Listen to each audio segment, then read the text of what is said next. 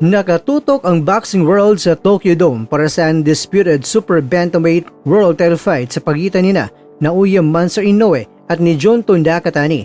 Ang top contender ni si Ramon Cardenas na nakaharap ng dalawang buksingero ay nagbigay ng kanyang malagang sentimento ayon kay Cardenas na nagpabagsak kay Inoue noong nakarang taon bago tuluyang natalo sa 8th round.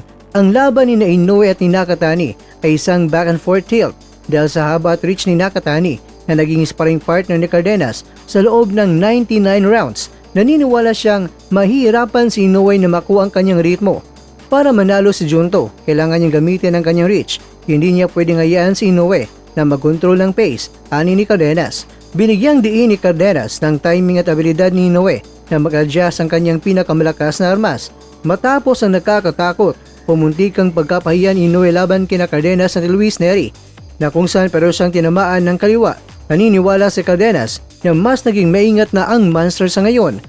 Sigurado ako na laging nakatak ang kanyang kanang kamay sa baba para hindi na makalusot ang kanyang left hand, sabi ni Cardenas. Gayunpaman, binigyang pugay niyang dalawang Japanese warriors sa pagpiling maglaban sa gitna ng kanilang prime at ayon sa kanya, ito ang klase ng laban na kailangan ng boxing, ang pinakamagaling laban sa pinakamagaling nang walang iwasan. Bagamat hindi siya nakakuha ng slot sa undercard ng Inoue Nakatani sa Tokyo Dome,